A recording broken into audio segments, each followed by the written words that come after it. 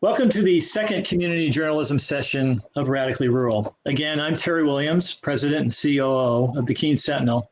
We're a small 6-day-a-week paper located in southwestern New Hampshire, and we've been in operation since 1799.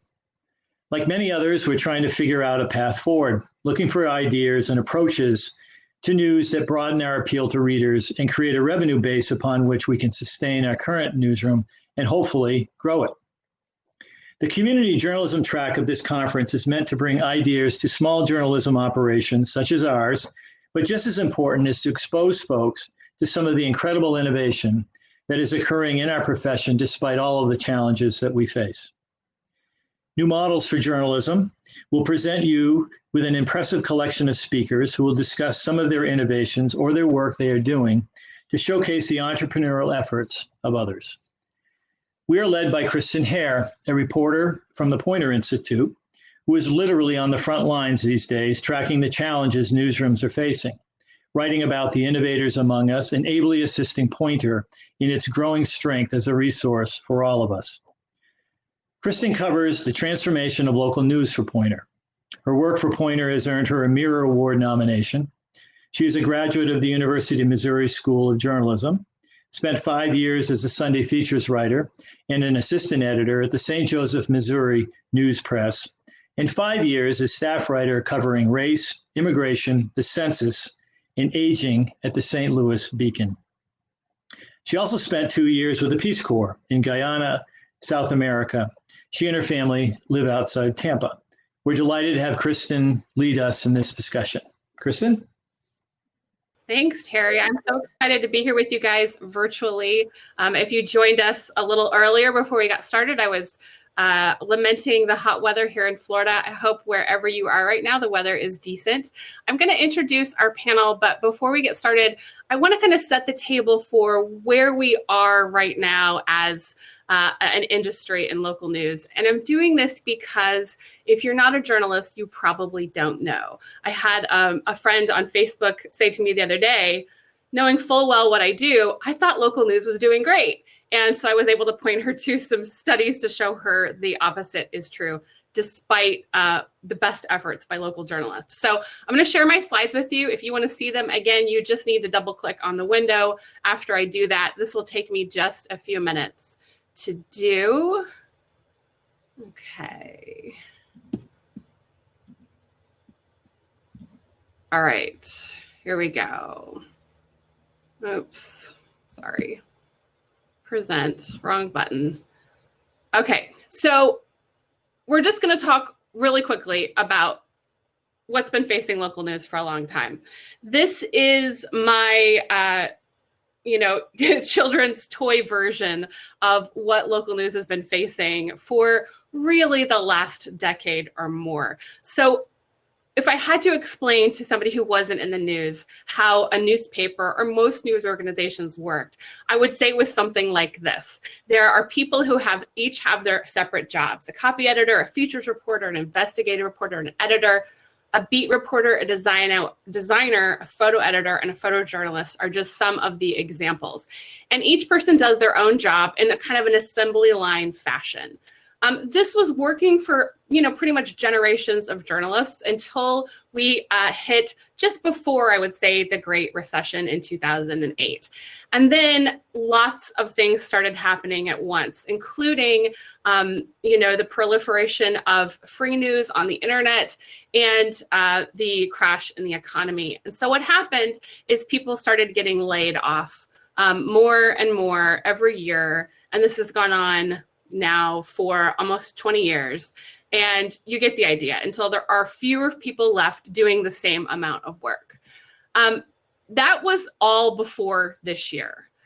This is a gift that I made of a list that I am maintaining for Poynter, which I started in March and am still updating every day. I have more updates to make today when we're finished talking about layoffs that have happened in the news industry, both national and local, caused by the coronavirus pandemic.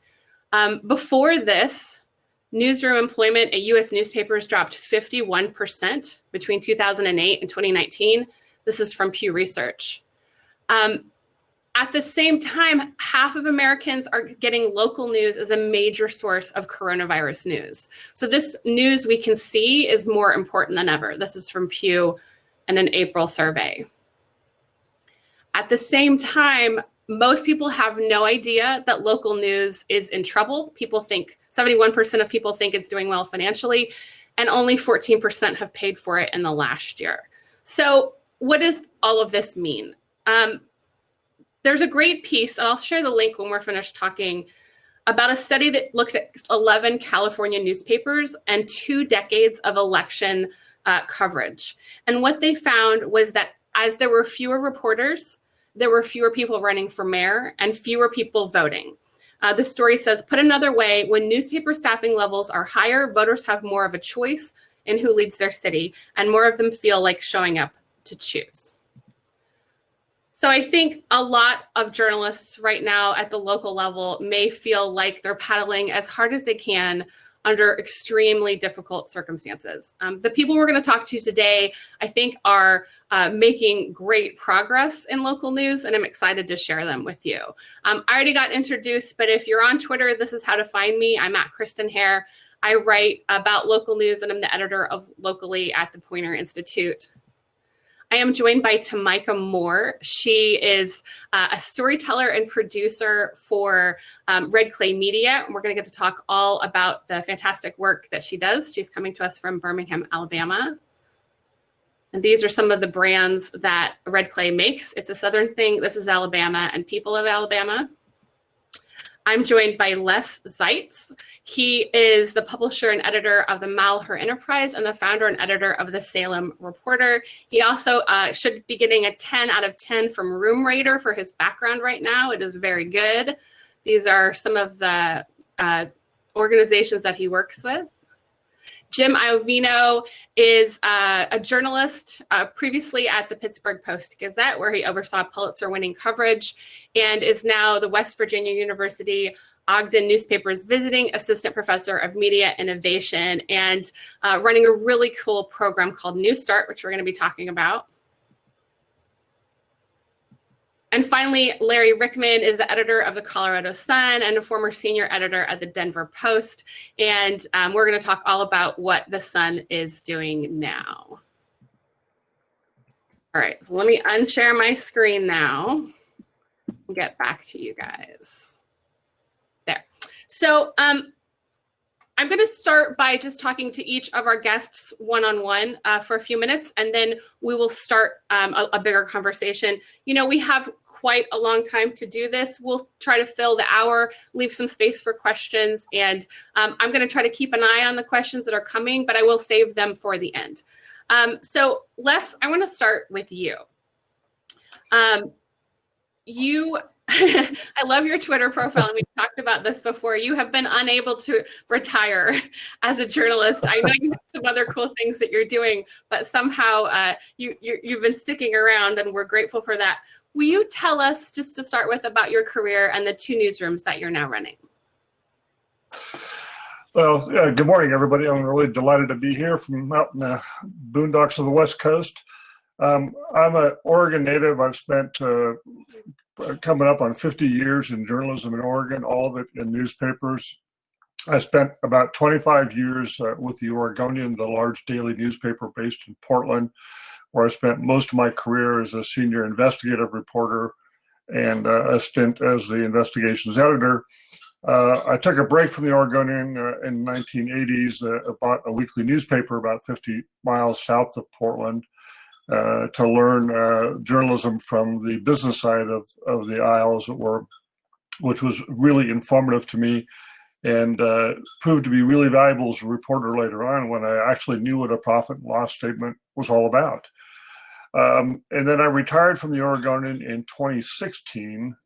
Meantime, my family bought a struggling weekly newspaper in the far eastern reaches of Oregon, in Vail, Oregon, in a county that is larger than 9 states geographically, and is literally in a different time zone from the rest of the state. So it is poor, it is remote, it is a distinctly rural area.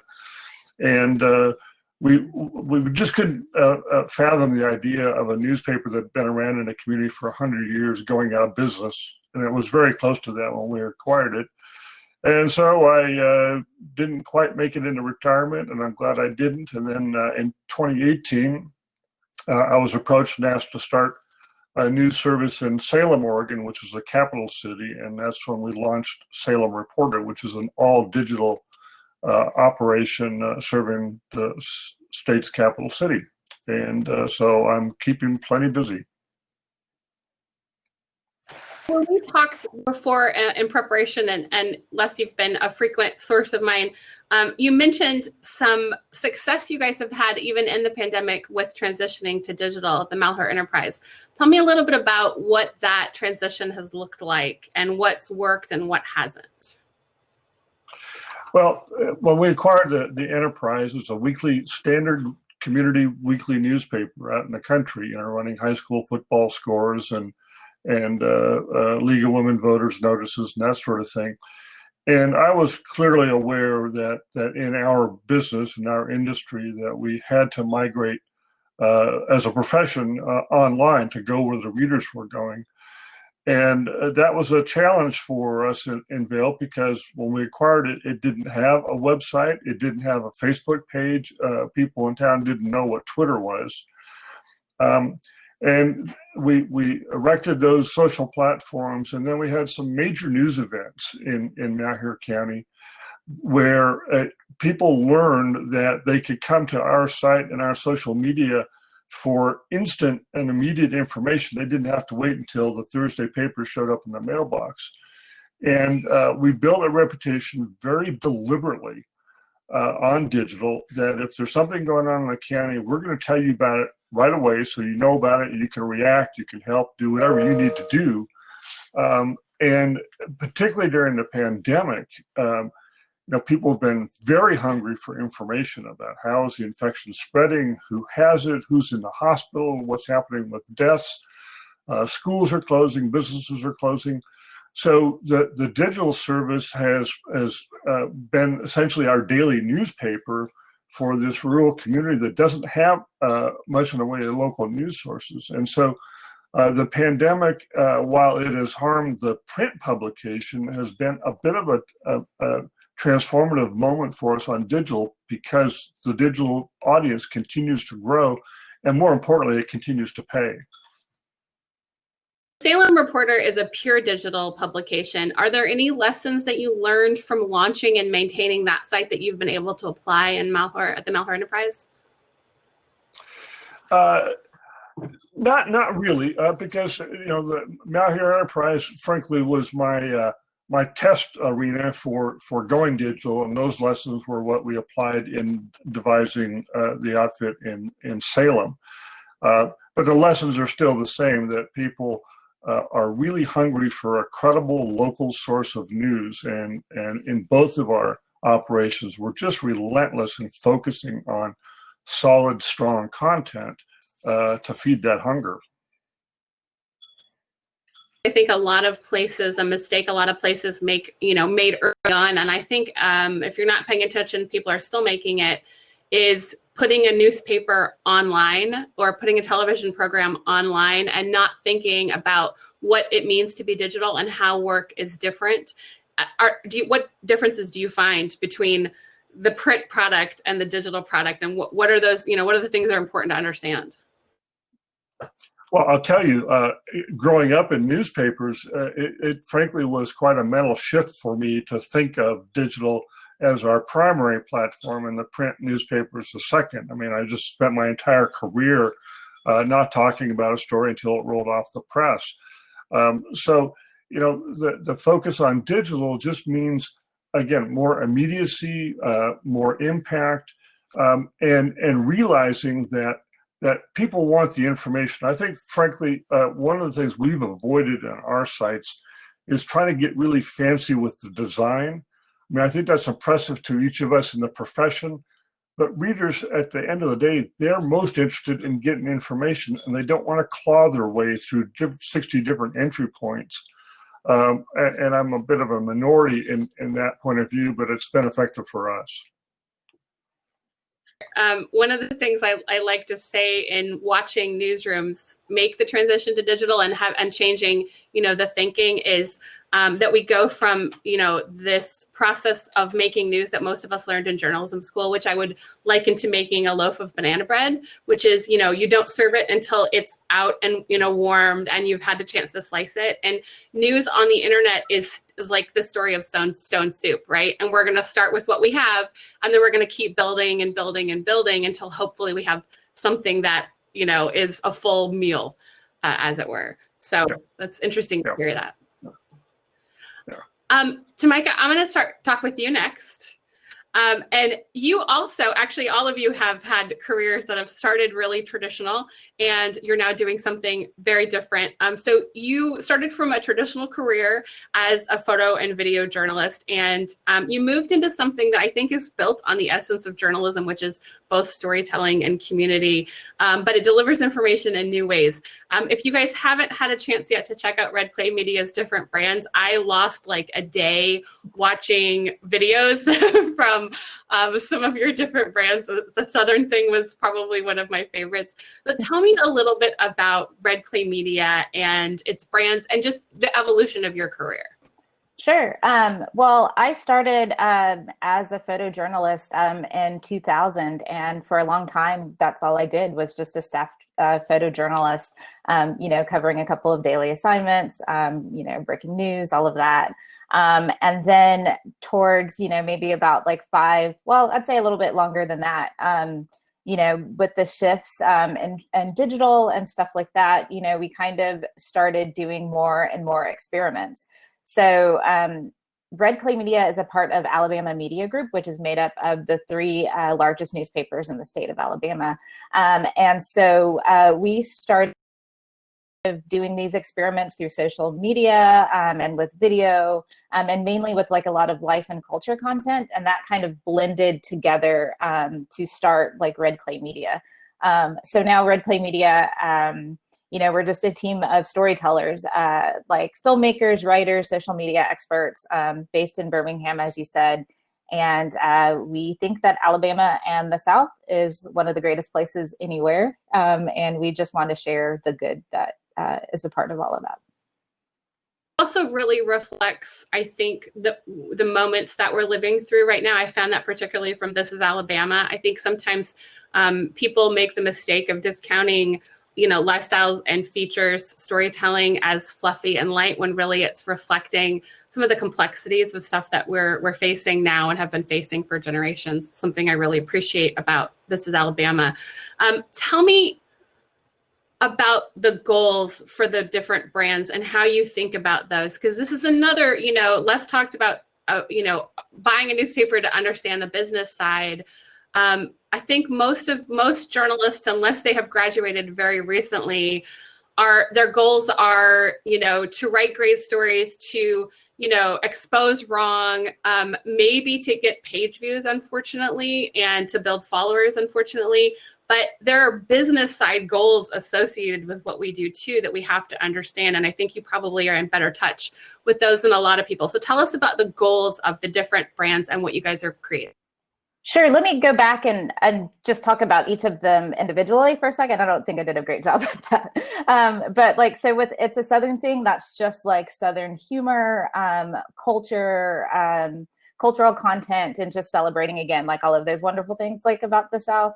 The goal with that, I would say, is just to continue, to explore that and find new ways to kind of like build like different revenue streams like through that. So, we are all on all social media platforms, but, we also have like a merchandise store, like where we sell like products, like from t-shirts to like, like masks and all kinds of things. So I'd say we have that with This Is Alabama like as well. And also with This Is Alabama, again, just continuing to share the good of Alabama. We have sponsored content alongside of some of our more like regular like editorial content as well, to kind of help with those revenue streams. And with People of Alabama, that started as a project to celebrate our bicentennial. So that was on December, that was in December, that's over with now. So we're still looking for ways to experiment with that brand.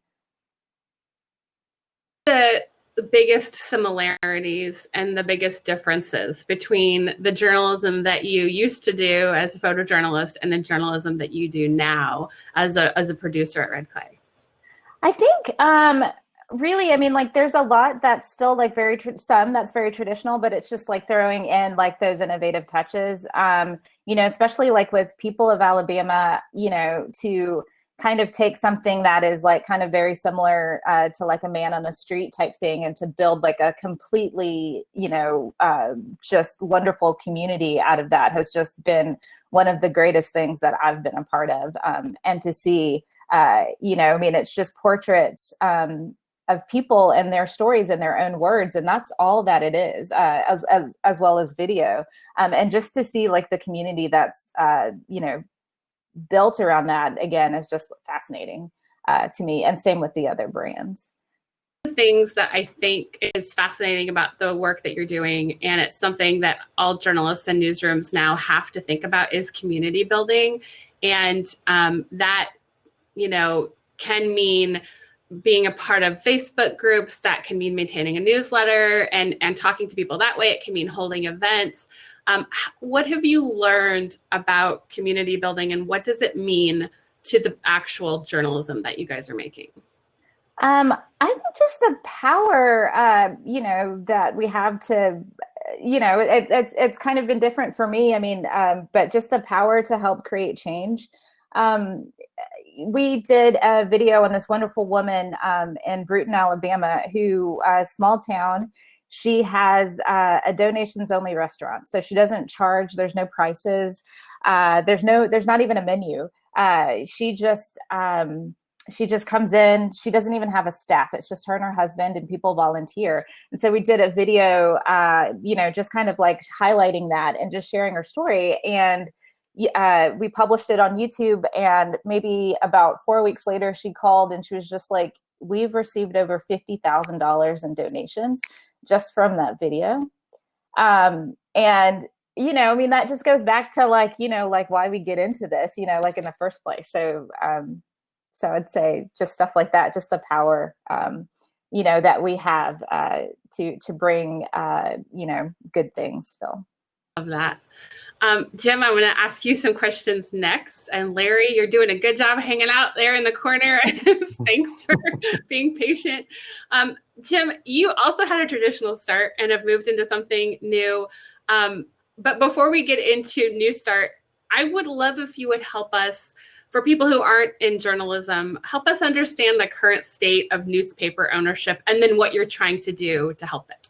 Sure, yeah. The current state of ownership, there's many different levels of this. So what we hear about all the time are, you know, from like the hedge funds and the major metro papers and all that. And there's doom and gloom, and rightly so, in a lot of that.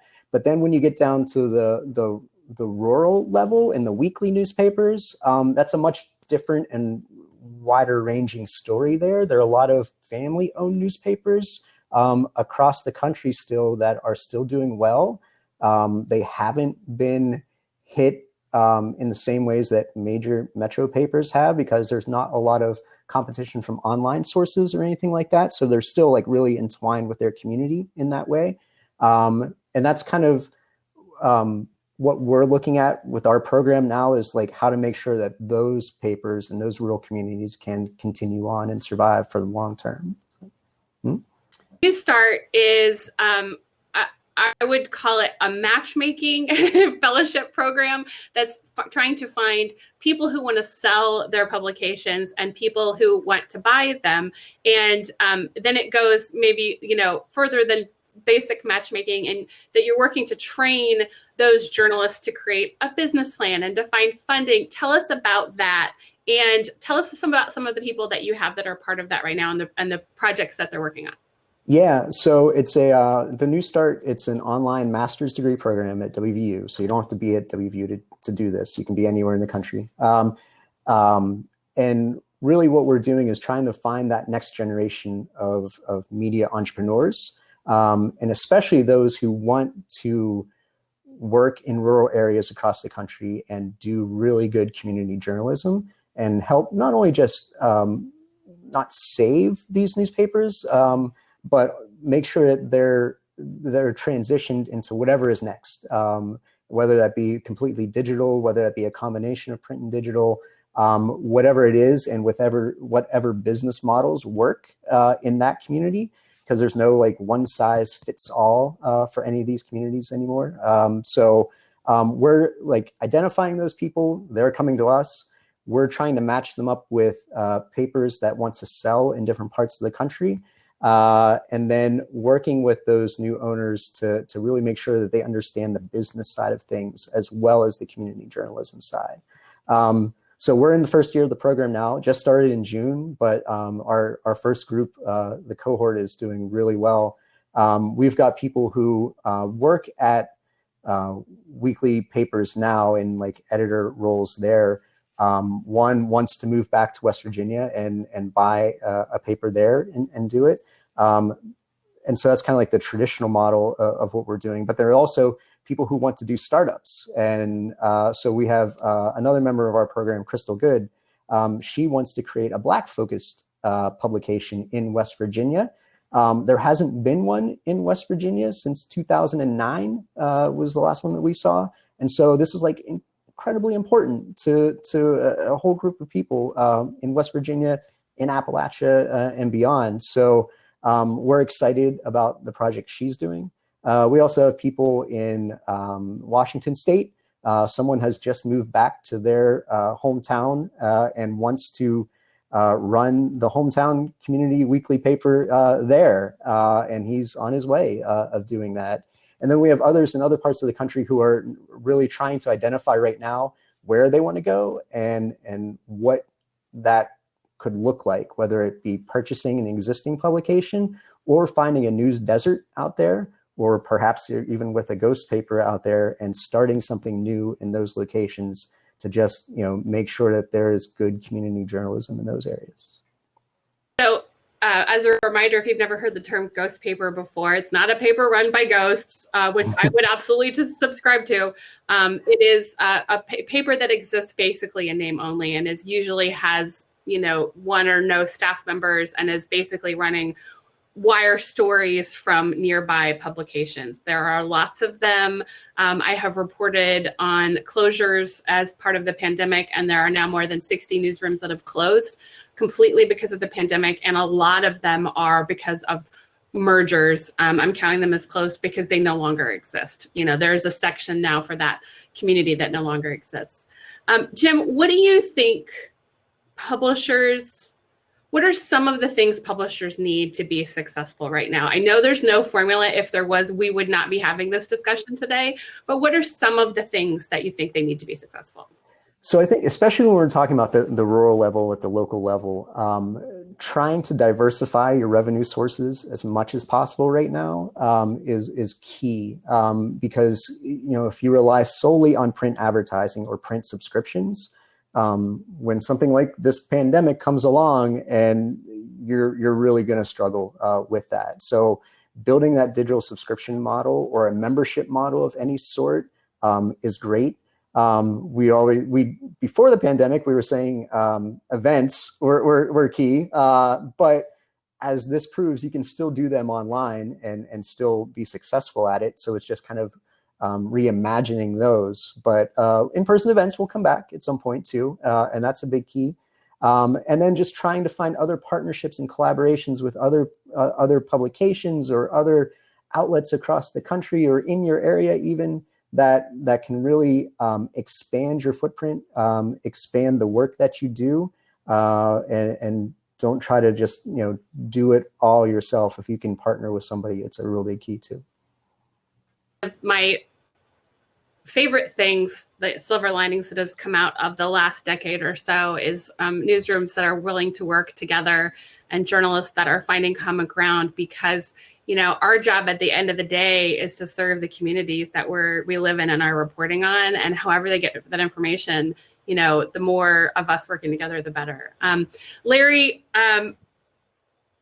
like the rest of our panel, you've moved from a traditional newspaper job that you held for a while to something new, and this time it's in the same city. When did you know it was time to leave the Denver Post and to start the Sun? Well, first of all, thanks for having me. It's a pleasure to be with you guys virtually. The Denver Post, once upon a time, had 307 journalists in its newsroom. Its competitor just a couple of blocks away was the Rocky Mountain News. It also had about 300 journalists in its newsroom. The Rocky Mountain News has been gone for 11 years now. The Denver Post is now down to maybe 60 people in the newsroom. And I was senior editor for news at the Denver Post back in spring of 2018. And the Denver Post is owned by Alden Global Capital, a hedge fund that owns a lot of newspapers around the country. And, we endured cut after cut after cut. I had to lay people off. I've been laid off by a hedge fund myself, at a previous newspaper. I know what that's like. And we were ordered to move out of our building, to move out to the printing press. And all of us thought better to lose a building than to lose colleagues. And if this saves jobs, I'm all for it. And then not just a few weeks later, we were ordered to cut another third of the staff. And at that point, I realized, and many of my colleagues realized, that we were under assault really from our own owners, and nothing that we did, not being faster, smarter, more digital, none of those things really mattered when a hedge fund doesn't really care about the community or the journalism that the newspaper it owns produces. It's really about this quarter's returns. So for me, I've just determined that I would rather do anything else in life than to dismantle a proud newsroom and lay off my friends and colleagues and eventually be laid off myself. So it was easy, frankly, as much as I loved being at the Post, it was easy to make that leap into the unknown to start up something new. We decided that we would create the Colorado Sun. It's a radically different model. We are owned and operated by our 10 founding journalists. I brought 9 of my top people from the Denver Post along for the ride on our pirate ship. And we created the Sun as a public benefit corporation. There were a lot of smart people who said you've got to have a paywall. You've got to force people to pay you. And I thought, let's try something different. And we sort of took a cue from public radio and public TV and whatnot, and basically said, look, all of our content is free to read, but if you value quality journalism and independent journalism, consider becoming a member for $5 a month, that sort of thing. So, while for all the journalists who've been laid off, I say to people, look, most journalists I know are smart folks. They can go off and find other jobs and do other things, but who's left to cover the school boards and who's left to hold the police accountable and all of those kinds of things. So I think it's important when we're talking to non-journalists for them to understand why we should care, why they should care. I'm like, who mourned for the buggy whip makers, when the autos industry grew up? Well, we're not creating buggies, we're serving the community, and communities suffer when newspapers go away. So it's been fun. We just marked our 2-year anniversary at the Sun, and it was a roll of the dice to jump ship, if I may, and do this. But we've been successful. People have really responded, and I think that we've heard some terms here. The ghost newsrooms, deserts. I mean, what's Denver is happening all over Colorado.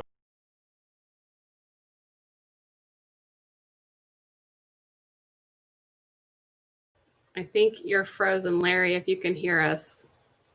It's frozen for you guys too. Okay. He was in the middle of a really good thing too. Okay, Larry, I'm going to come back to you. I hope that you unfreeze, and we'll come back when you do. You may have to log out and log back in. But we're going to have a group discussion, and I want to just, I'm not going to call on you guys to talk. I was a teacher in the Peace Corps, and God bless teachers. That is not a job I want to do again. So I'm not going to tap your head to talk. So just if this is something you want to talk about, please please weigh in. I would love to hear what each of you have learned from experimenting with this very traditional thing that we do in very new ways. So I can jump in if you want. Just the one thing that we're doing in West Virginia, we've partnered with the West Virginia Press Association, and not only are we teaching the students who are in our program, but we're also trying to help the community newspapers throughout the state. And many of these newspapers, like Wes said, like never had a website, don't have a Facebook page, anything of that nature, don't know the first thing about how to even like get online or do this. So we're trying to help them in that realm and getting them set up with a quick WordPress site, getting them a digital subscription model just built in so they can start making revenue right away. We're also with the Press Association getting them into an ad network within West Virginia in that realm there so they can start making digital advertising money. It might not be a lot, but it's more than anything they had before. And then also trying to get them more publicity so people know about their site. And so we're now, we've done 5, I believe, websites in West Virginia, and we've got 3 more coming online soon. And this has been like a lifeblood for a lot of them. One in particular, the Welsh News, it was going to close. The owners were, they had enough, they were going to close, but one of the employees decided they wanted to give it a shot. So Missy Nestor bought this paper from the owners. We put in the website for them. They had no website or anything. Within the first 10 days, they had 100 subscribers digitally for that.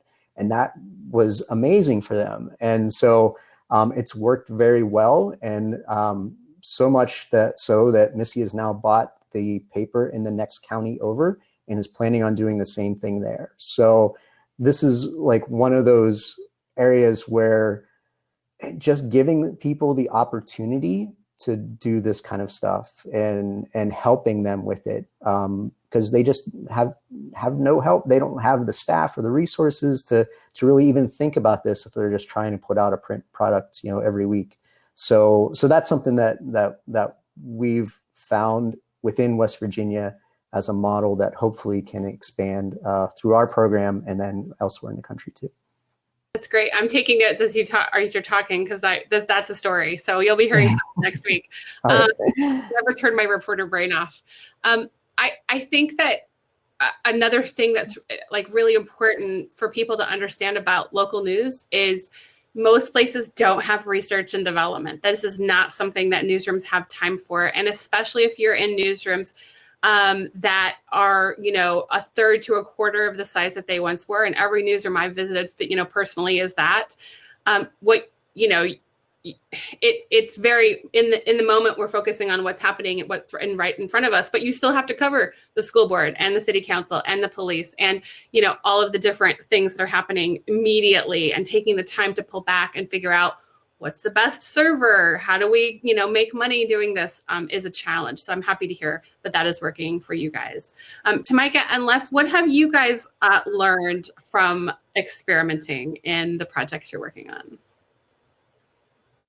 I was going to say for us, probably just like the importance of building partnerships and, looking at outside ideas, again, the diversifying revenue streams and stuff like that, but a lot with just building partnerships and also just how, you can do a lot with very little.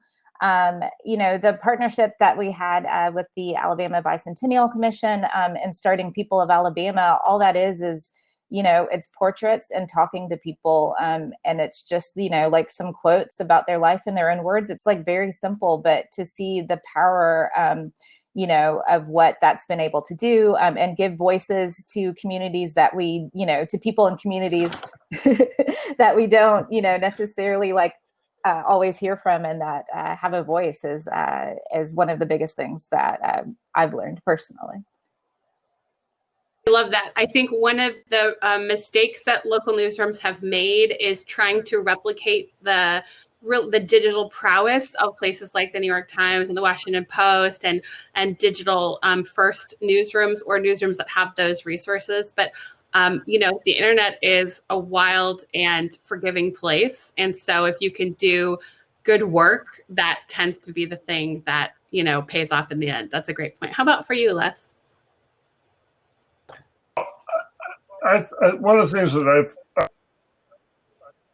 our report is on is that we can't do everything, right? We can't be everywhere.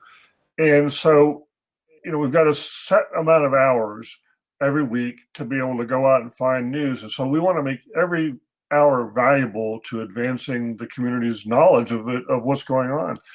And so one of the things that we experimented with early on was we quit going to school board meetings and to city council meetings. If someone would go to a school board meeting and receive hours and generate a fairly routine story about a budget passing, when those 3 hours could be better spent evaluating school test results to see where there are strengths and benefits. And while we might have missed some stories by not actually being in the room, I think we have learned that we can bring the readers more meaningful coverage by that deeper approach to topical reporting as opposed to stenography. And I think, frankly, too many newsrooms, there's too much of that still going on, that a reporter will go to a city council meeting for 3 hours and say, the Albany City Council approved a $2 million contract to repave streets. Well, did that take 3 hours to find? So I think for all newsroom is how do you decide how you're going to use that limited resource to the best effect for your community? What are the issues where you need to put the time? And some stuff just has to fall off the table. It just does. But I think the other thing, I'd be interested to hear Larry's take on this, but I think one of the other things about digital platforms is the ability to experiment. You don't need to, with a print newspaper, well, let's see if we can expand into this community. Well, that takes a distribution system and more printing and et cetera, et cetera. On digital, you can say, well, let's try this approach, and you can find out pretty quickly whether it works or doesn't. If it doesn't work, you junk it and move on. And there's no infrastructure that you've built. There's no buildings. There's no people that you have to let go. And I think that's really important for all newsrooms, no matter what they're doing, is to not fear that experimentation and to not fear a failure. And less actually. Yeah, go ahead, Larry. Go ahead. Sorry about my internet issues. I don't know what's going on here, but you're absolutely right, Les. The spirit of experimentation is so important. I mean, this whole thing that we're doing at the Colorado Sun is about trying new things, and we try it. If it works, great. If it doesn't, we try something else. And that's been liberating. And frankly, it's been liberating to not have to publish a paper tomorrow. To me, when a reporter comes to me and says, hey, can we hold my story for a day so I can make more phone calls? The answer is always yes. I'm not blowing a hole in tomorrow's front page. We have the flexibility to always do our best work. And along those lines, look, I've been doing this almost as long as you, Les. I've been in the business for about 40 years. And we just launched podcasts earlier this month because I've heard from a lot of young people that that's the way they consume their news. And I'm like, hey, you know what? Let's give it a shot. And it's been kind of fun for us to learn storytelling, audio storytelling, and we're connecting with younger readers. I just was talking to a class at the University of Colorado yesterday, and all these kids knew about our podcast. So I guess that part is working. And that is liberating to know that we can try new things and that we don't then get stuck with it forever. If it doesn't work, we'll stop doing it. We'll do something else. Have some great questions. I'm going to get to some of them, but Abby asked, branching out from hard journalism into podcasts. I would argue that most podcasts are hard journalism. They're investigative journalism that is just done in audio form. The best of them are. And Tenna has a question, Larry, that maybe you can answer. I can attempt to answer it too. And that's how to podcast generate revenue. I think you need to, my understanding is, and tell me if I'm wrong, you need to hit a certain amount of listeners and then you can start selling ads around that. Is that right? Or are there other ways that you can get revenue from podcasts, Larry? Yeah, I mean, I think that's the main thing, to build the audience. And I mean, frankly, our whole appeal to sponsors as well as readers is, we're not in the page view business, as I like to say, and I certainly was when I was at the Denver Post. It's not about clicks. We're all about serving the people who support us, our readers and members and Coloradans, and we're all about engagement. And so we're looking for sponsors who are interested in that same sort of thing, just serving the community. But yeah, I mean, we look at the metrics of how many people we have and those sorts of things. I will say our podcast is still just a weeks old. We actually don't have a sponsor for it yet. Mm-hmm. I built it under the theory that maybe if we build it, they will come in terms of sponsors. The audience certainly has come, and my expectation is that sponsors will follow. If they don't, and we don't feel like we're successful, then we'll move on and do something else. Just say go ahead. The first podcast that we did at the Post Gazette when I was there, it was an experiment for us. We didn't know what the audience was going to be like or who the audience was or anything like that. It was a serialized podcast, like a true crime type thing, which a lot of them are. But we took it to several advertisers who we were very familiar with and had a good relationship with, and said, hey, this is something new. We don't know what it's going to be, but if you want to get on the ground floor of something like this, we didn't set it at a really high rate or anything like that. But it was like, hey, come along on this ride with us and see what happens. And it turned out it was a great podcast. It was an award-winning podcast. And so they were happy with it. And that kind of can lead to more and better things down the road, or show that other advertisers might want to get in on that game and do that with you if they see someone else is in there too. And I think part of the message is, doing things the same old ways was not working, for so many of us. And it is important to try new things and to not be so wedded to them that, again, if something better comes along, we do that while we, hold to our principles and our values and all of those things, the public service. And I'm pretty revenue neutral. I'm platform neutral when it comes to journalism. We just want to inform people in any way they want to be informed. We have seen a lot of local newsrooms take on true crime podcasts as they've, followed the long tail of stories over time. And those are, I think, a perfect example of, they're not duplicative of other kinds of podcasts. It's not like hey, good morning, here's the 5 things you need to know today, which you can hear from 25 other podcasts.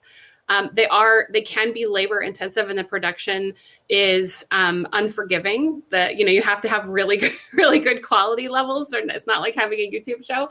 It does have to be a good user experience because the other podcast players out there are so sophisticated. But I think what you guys are saying is great, and it reminds us that it's our job to go after different audiences in different places. And, whether that is through social, videos that celebrate where you live, or podcasts, there's lots of different ways that we have to reach people.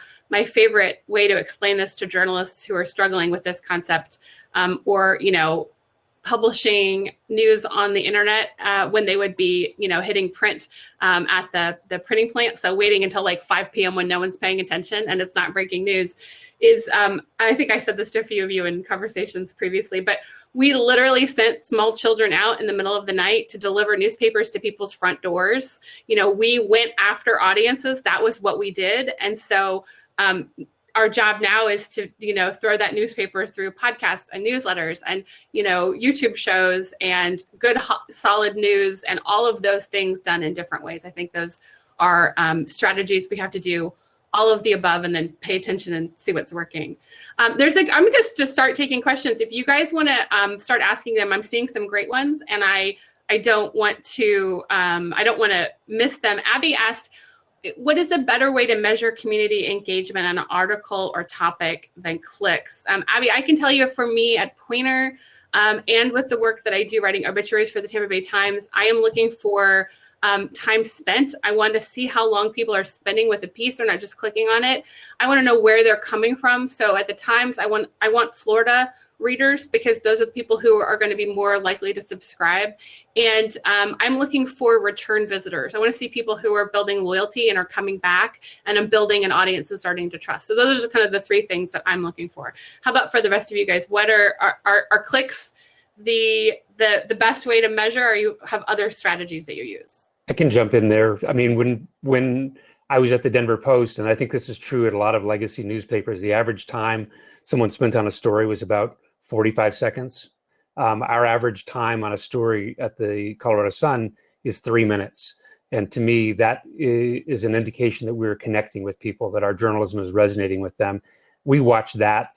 Also, things like we have newsletters. The open rate on our newsletters is probably almost double what it was for our newsletters when I was at the Denver Post. So that's what we are all about, is just engagement. Are we connecting with readers? So, and yeah, I'm looking at unique visitors and, where are they coming from and all those kinds of things.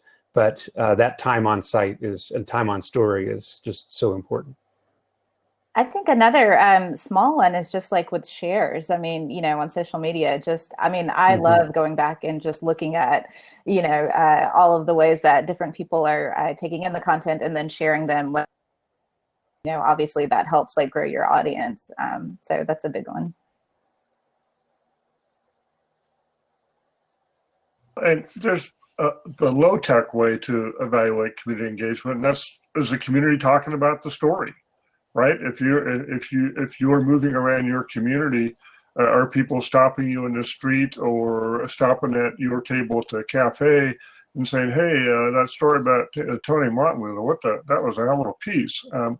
To me, that's a pretty important touchstone as well, to just get sort of a more pragmatic feel for how the community is reacting to the journalism. And I don't know. If I may, I think sometimes we become too much a slave to the numbers and forget that we're really dealing with people out there.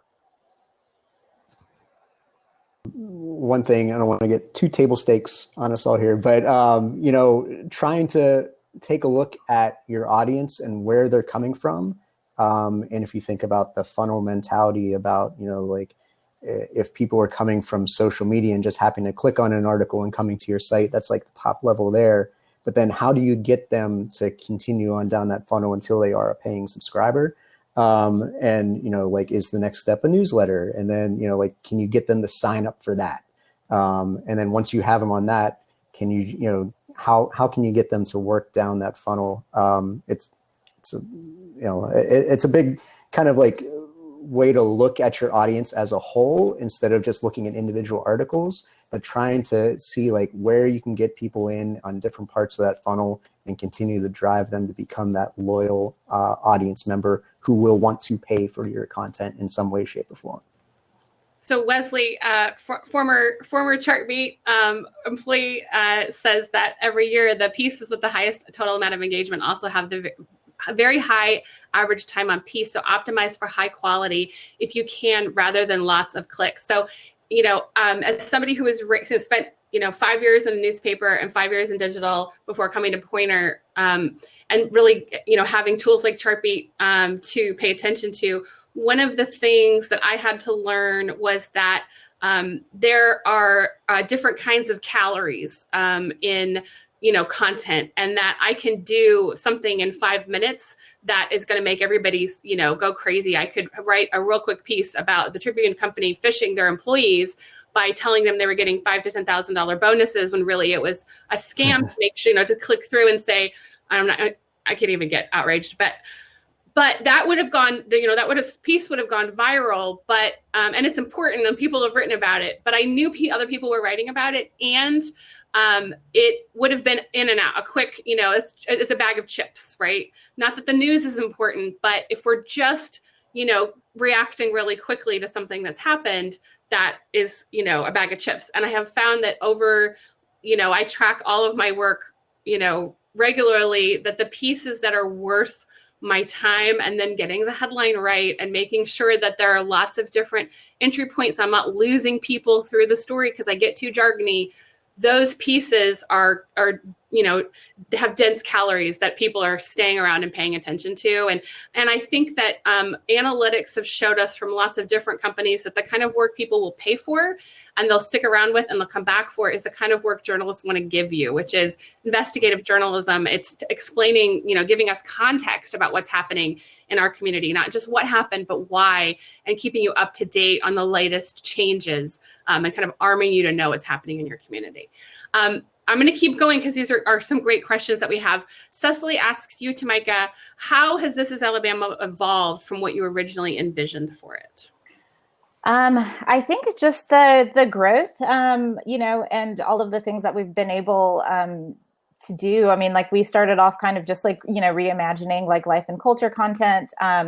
And, now we have kind of like platform specific content, instead of putting the same things on, on just, different platforms. We have our Facebook page and our YouTube page that, kind of share some of the same things. But for instance, with our Instagram page, we solely just celebrate like the beauty of Alabama right on that, on that page. So it's just natural, beauty type stuff. And like this, we've just been able to build like this, just wonderful like community just based off of that. So I would say that that's one of the biggest. Larry, a question for you, but anybody else who wants to talk about this, I think, please feel free to weigh in. And I think these questions are related. Terry asks, could you talk more about your success with newsletters? And then Lou says, do readers pay for newsletters? So Terry, why don't you start on that? And then anybody else who wants to talk about newsletters, I'd love to hear from you. Yeah, so we've had tremendous success with our newsletters. I mean, to me, newsletter is sort of our digital version of throwing the newspaper on your driveway, and we have more than 100,000 newsletter subscribers now to our flagship newsletter. And we were over the summer adding 1,000 new newsletter subscribers a day. People are really fired up about getting news they can trust about the coronavirus and everything else going on in our world right now. This is a big part of our business plan at the Colorado Sun. This is something that's a little bit different for us, and we borrowed this idea from others, so we didn't invent it. But we have free newsletters, so you can sign up for those. We have premium newsletters as well. So these are members only, folks who sign up for $20 a month. They get access to exclusive politics content, sort of really people who are hyper engaged in politics. We give you behind the scenes stuff at the Capitol and that sort of thing. Also, we have a premium outdoors newsletter. The outdoors industry is huge here in Colorado, of course. And that has been significant for us. It is a very significant part of our revenue stream, as Tamika said earlier. So yeah, we've number one, back to Jim's comment about the funnel. At the very top of the funnel, we've got people who just read the Sun. A little lower down in the funnel, we've got the newsletter subscribers, and then we hope eventually a certain number of them convert to become paying members and supporters, and then subscribe to the premium newsletters. That newsletters are so important. Comparing that to something like social media, where you're throwing your stories onto Facebook or onto Twitter, especially on Facebook, where there's an algorithm involved, and who knows if people are going to see that or not.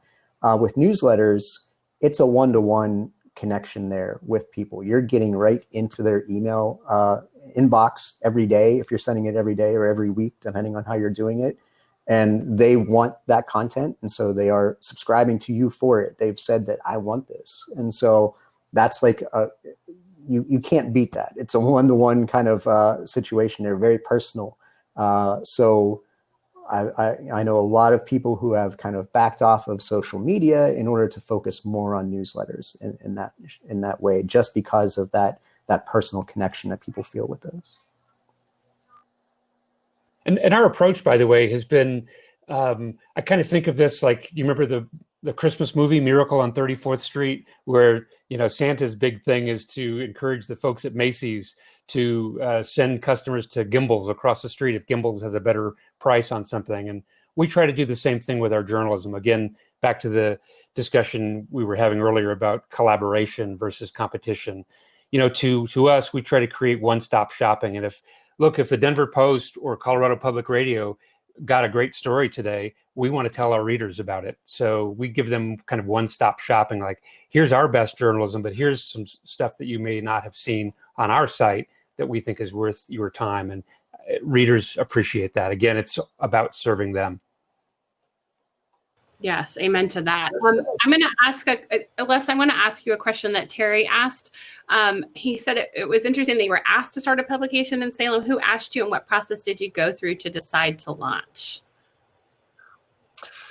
Well, at the time I was in Eastern Oregon and driving through Malheur County, and a fairly wealthy businessman from Salem who I'd known off and on for quite a number of years called me literally out of the blue, and I hadn't talked to him probably 15 years. And he was just fed up with the declining quality of the local daily newspaper. And he said, why don't you come and come back, because I'd been in that area for quite a while. So why don't you come back and start a news organization? And frankly, I wasn't very interested.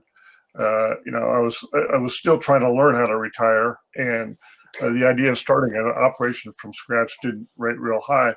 Well, this guy didn't become a success by taking no for an answer. And so I went over and I met with them, and I said, well, number one, we're not going to do a print publication. There's no future in that. Number two, we would do a digital. And number three, I don't want to ever have to worry about payroll. So I gave him some numbers that I thought would make him choke, and I would go on my way on the way to the beach. He excused himself, walked into the next room, came back with a check and said, go to work. So I sort of boxed myself into a corner in some way. And so we stood it up, frankly, on the fly. I knew the Salem market quite well. I lived there, I'd worked there, I'd covered the Capitol over time, investigated state government.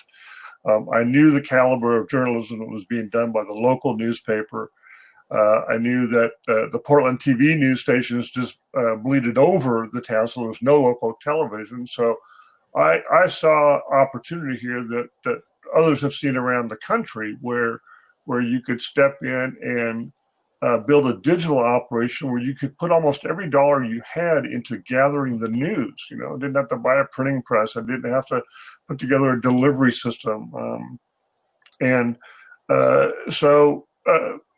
We just made the decision that this was the right time, the right place. There was a deep need for it. And we just said, let's strap ourselves into the bobsled and go down the hill. Another one from Terry. This one's for Tamika.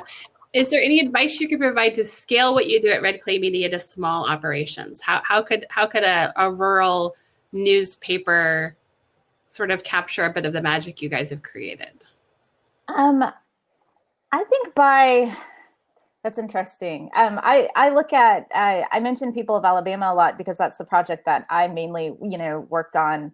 And again, like sometimes just keeping it simple. Again, that's just a portrait, and, asking people like questions, one or two questions that kind of get people thinking and that are, kind of universal.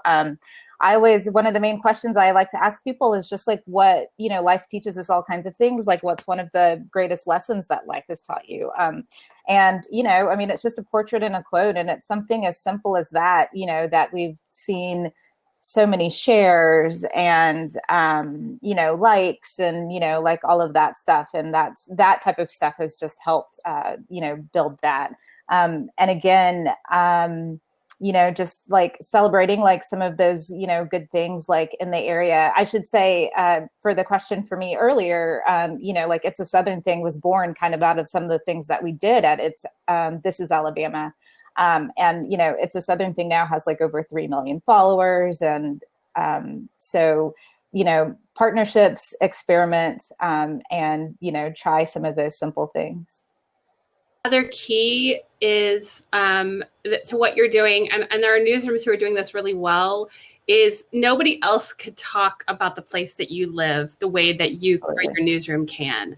You are better equipped to reflect, the weird ways people pronounce street names and why, and pull back into the archives if you have access to them and share stories and, help us understand where we live. I think one of the biggest strengths local newsrooms have is that we live here, and we understand all of those small nuances. And so it doesn't have to be maybe a video series to start with, but it could be even something on Instagram or, Facebook, or a weekly question that reflects this is the place where we live and builds an expectation of your community that this is something you're going to cover.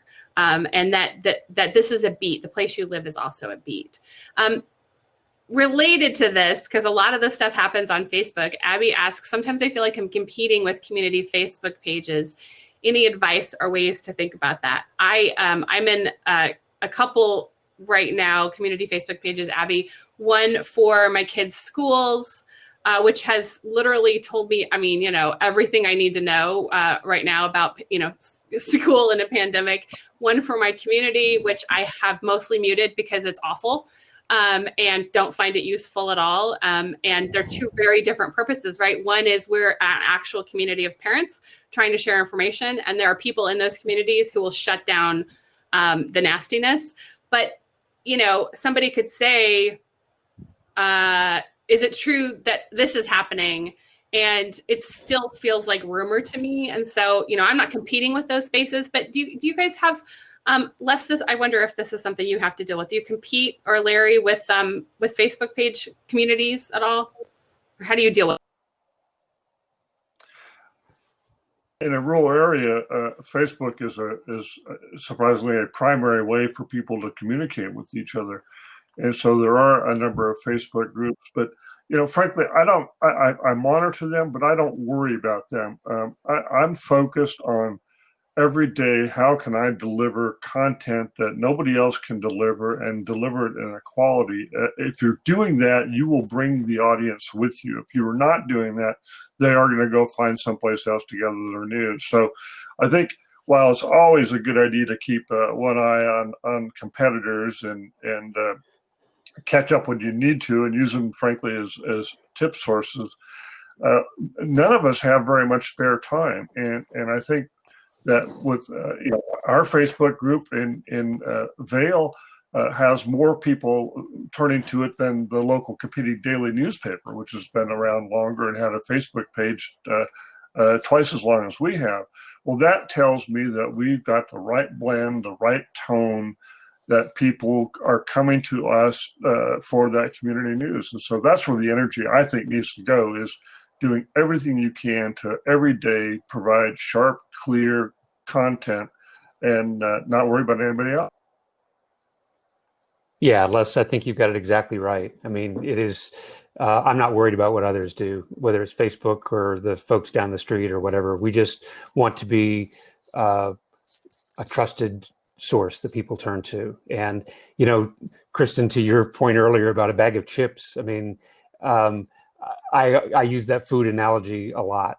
People tell me that, oh, I don't read the news because it's just such a downer and, it's depressing or whatever. I've heard that from particularly young people. And I say, with respect, that's like saying you don't like food because all you've ever eaten is fast food. And we're trying to give you a quality meal where you can sit down and have a cup of coffee and a glass of wine, and you're going to feel like you've had something fulfilling when you finished with us. So I think quality is the key. Jim, this is a question for you from Terry. He says, by the interest by people still in starting or buying a newspaper or news operation, given all the challenges we've faced, why do you suppose that interest still exists? It's a great question. Yeah, no, it's a great question. So there are many different levels to this one too, because you have people who have come to programs like ours, who are working journalists, and someone actually like Larry or who have worked in a major market paper. They see that they can do things better than those the owners of those papers right now, and want to see if they can put those theories to the test and do that. There are others who have like been laid off and are looking for new things. And so they see this as an opportunity to continue using their skills and try to grow something on their own the same sort of way.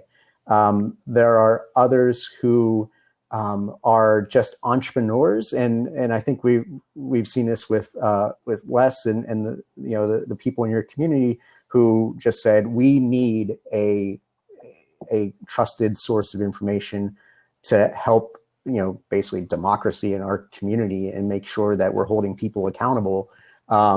So that's like another area that we see from people who aren't even journalists, but are like, we need something here, because without a newspaper holding people in check, we don't know what's going to happen to our community.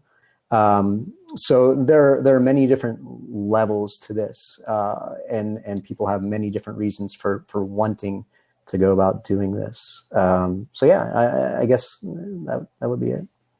I tell people I never set out to be a business owner or entrepreneur. I did it because it needed to be done. That's it. And if I didn't do it, it wasn't going to happen. So it was just passion. That's it. In the list that I'm keeping of newsrooms that have closed, there's a part at the bottom where every now and then I get to move a newsroom from the closed list into the revived, reopened list. And lately it's all been members of the community. There's a newsroom that was run by a librarian. When he passed away, the community stepped up and did it from a volunteer perspective. And so there are people who realize we need to have information here, and we're going to get that in whatever way possible. I do think it's also a good sign for potential advertisers, sponsors, investors, and supporters if you see there are people, an audience that cares enough about a place to want to revive it, that this is a place that has an audience that's willing and able. The great Al Cross brings us back to Facebook, and this is such a great point, that newspapers need to remind people of the difference in news media and social media. News media offers journalism, which is mainly about facts and practices of discipline and verification, while social media are mainly about opinion and have little discipline or verification. Yeah, there's lots of rumors on the Facebook. I want to ask you guys each to share a newsroom that you're following right now that is doing it right, and like, what is it that you admire? What are they doing that is working, and what is it that you admire about them? So I will start. I am a big fan of Berkeley Side in Berkeley, California, which is an online online for-profit newsroom. They recently have created a nonprofit kind of parent company over them called the City Side, and they launched the Oakland Side in Oakland, California, bringing, I think, some really great local reporting back to that community, which is another community that is served by a hedge fund newspaper. So those are two newsrooms that I'm watching.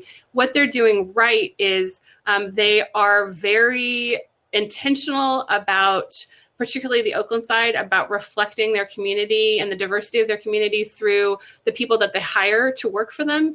And they have created listening to their community as one of the first steps in deciding what they're going to cover. And so they really have a relationship with their community. Who else wants to share a newsroom that you admire, and what is it that they're doing well?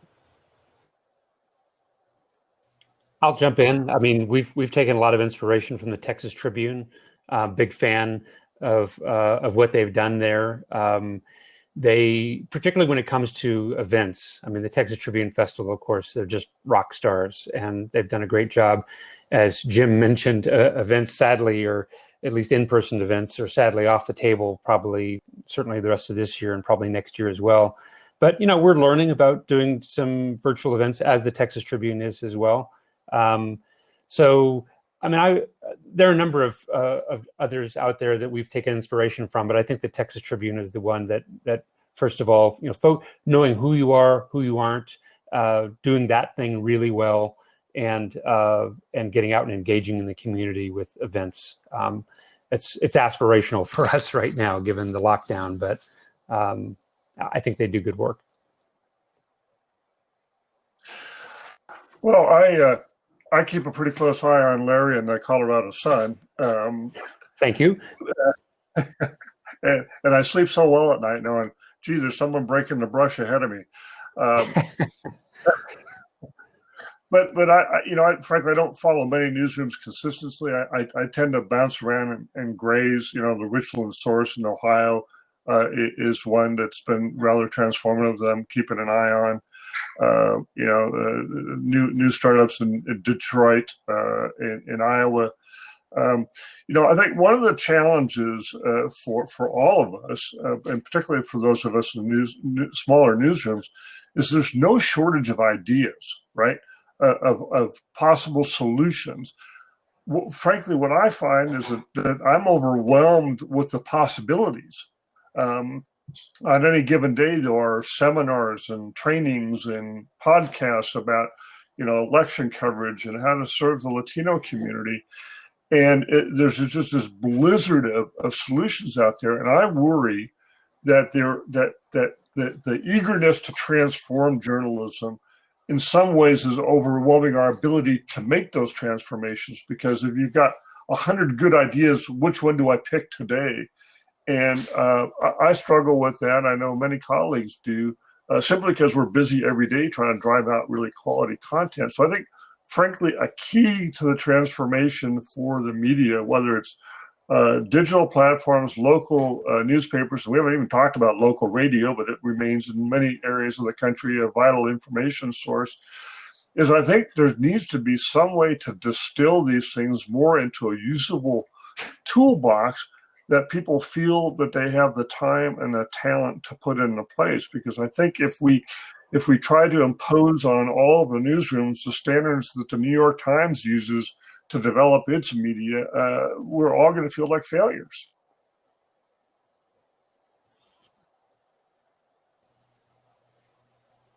So, Maite, do you want to go? Or Yeah, sure. I would say, like just looking at like a lot of the nonprofits, like what some of those like groups are doing. It's different than what we do, but I love 100 Days in Appalachia. Love it. All of the great stuff that's going on there. So really just like looking at a lot of nonprofits. I'll also mention a nonprofit too. I'll put in the chat here for you. Foothills Forum, which is in rural Virginia, Rappahannock County. It's a nonprofit that doesn't actually have a publication of its own. It has that site, but they actually partner with the Rappahannock News, which is a weekly paper in that county that has like a staff of 1, maybe 2, I believe. But the nonprofit Foothills Forum did a complete survey of the entire county a couple years ago and determined what are the stories that are most important to everybody in that county. And then they just decided to work with like very impressive journalists to like nail down stories on all of these topics.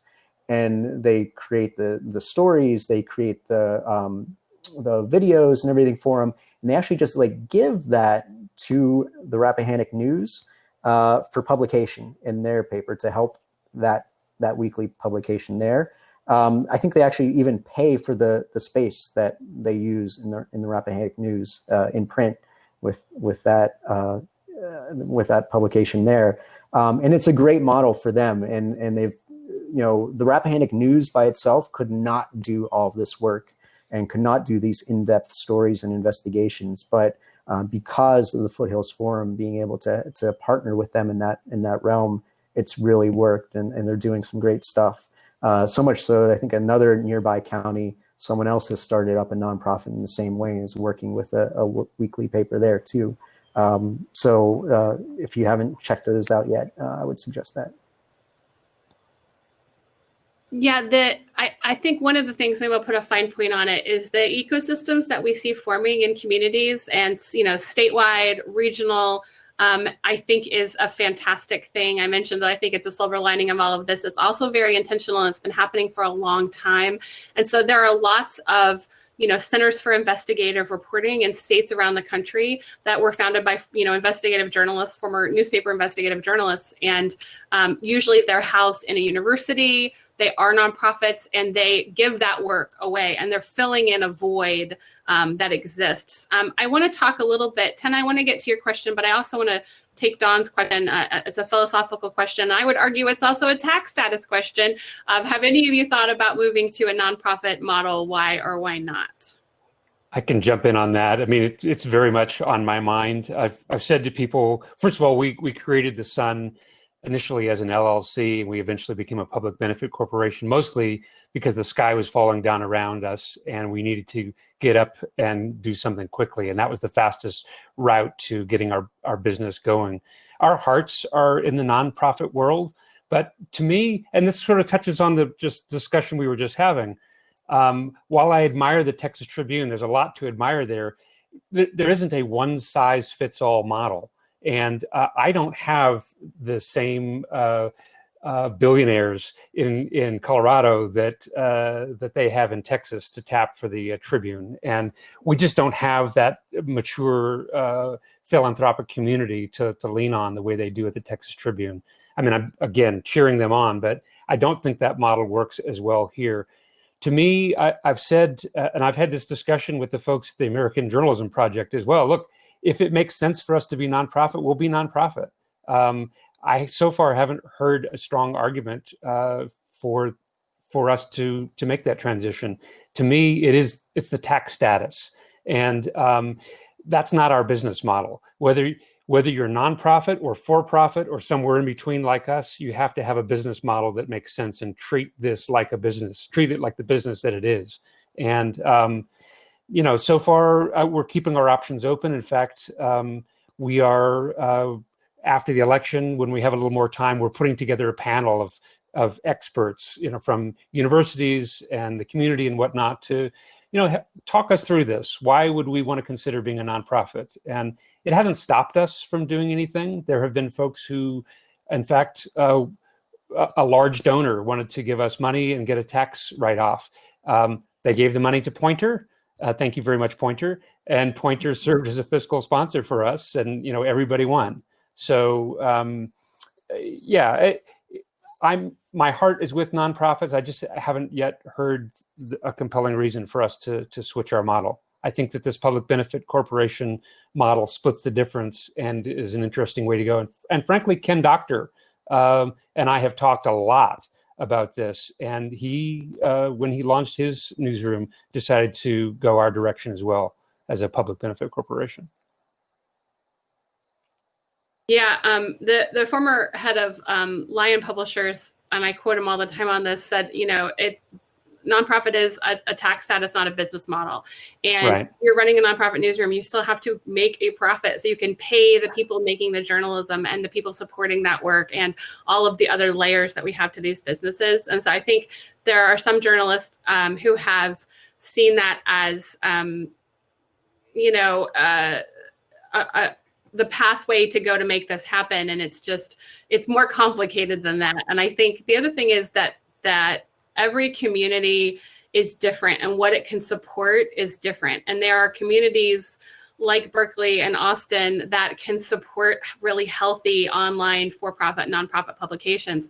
There are other communities that deserve to have good journalism that maybe not be able to subscribe or become members. And so then the question are, how do we support people and their information needs in those communities? And we just don't have we don't have one answer. We have like 1,000, and they're evolving all the time. We have gone way longer than I thought we would. I know we haven't completely filled up our time yet, but when I talked to each of our panelists in the weeks leading up to this, I was like, there's no way we're going to be able to fill this time.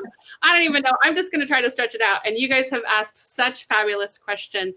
I will keep, trying to answer them if we can, but I want to focus a little out of our journalism bubble and onto the community for a minute as we wrap things up, and ask you guys what do you wish that people who weren't in journalism knew about what we do?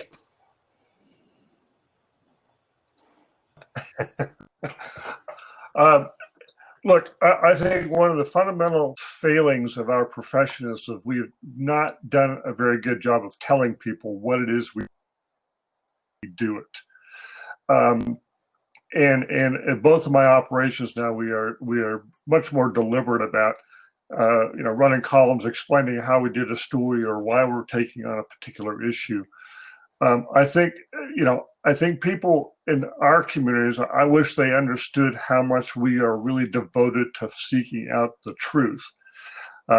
But at the same time, we've gone decades without being explicit with our audiences that we're trying to do that. We just have this sense that, well, we assume our audiences know what we're trying to do, and then we're surprised when they are confused about the difference between fact and opinion.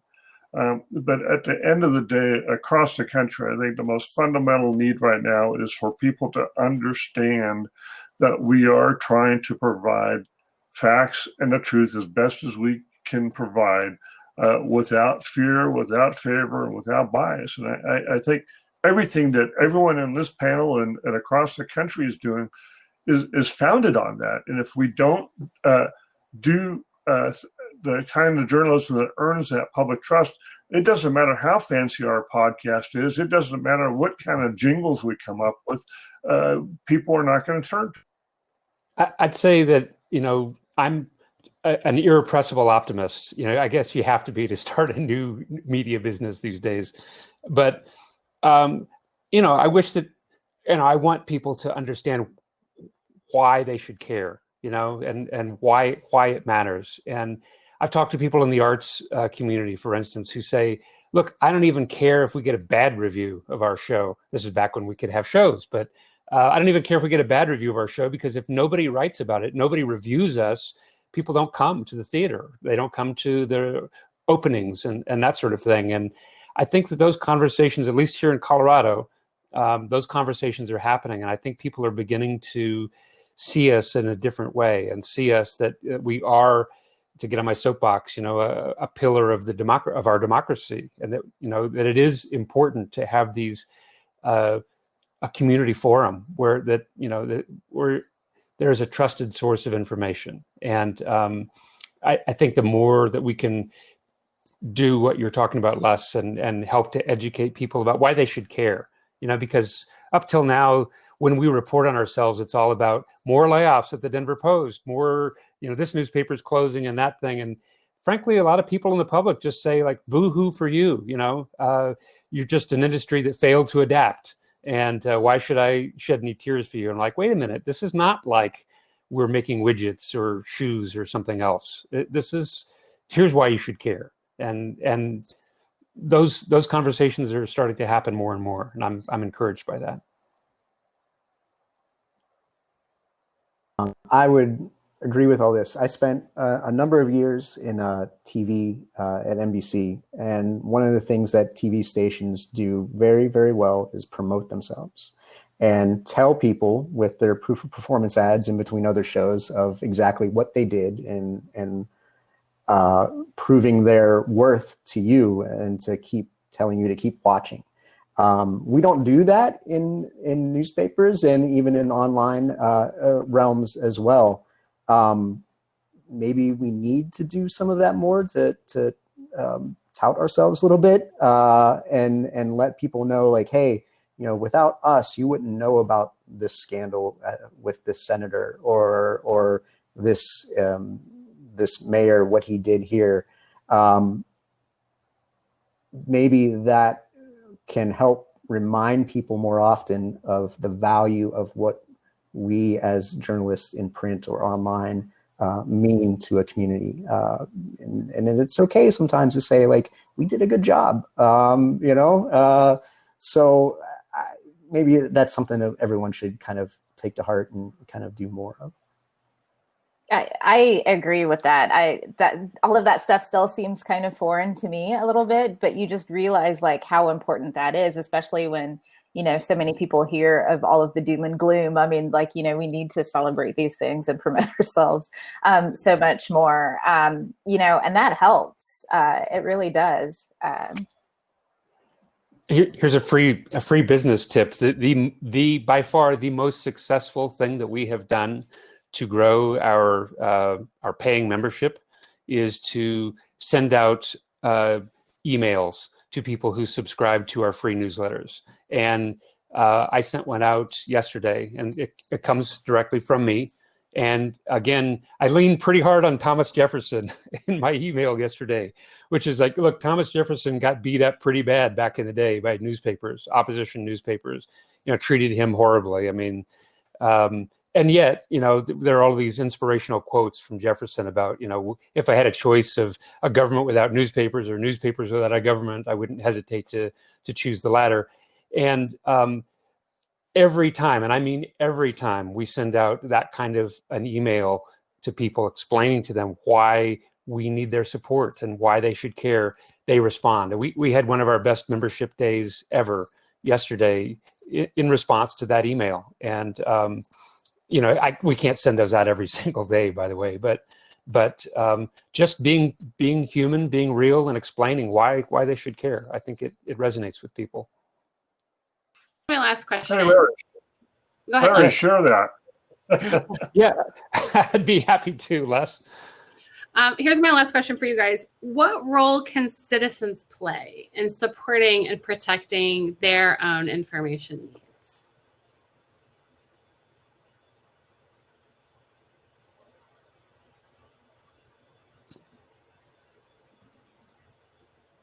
Again, sorry, I was reading Al's comment. That's over there. okay. Sorry. What role can citizens play in protecting and supporting their own information needs?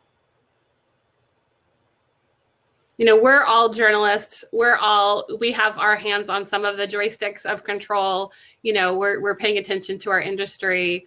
But, if you're not in that position and you want to know what's happening and you care about this, do you have any advice for what people can do to make sure that they're getting information and that their local news is healthy? Well, one thing that I would love to know too, like Larry, Les, Tamika, do you guys at all have like community advisory boards or anything like that? Like how do you like work with the community in any way to kind of get their feedback on all the processes that you do? Well, to that Jim's question, I'll try to back into Kristen's question. Ahead of our trying to gear up for election coverage locally, I decided to survey our audience with an online survey about what are the key issues, but I also asked them, what do they want from us? How do they want us to report on the ballot security issues?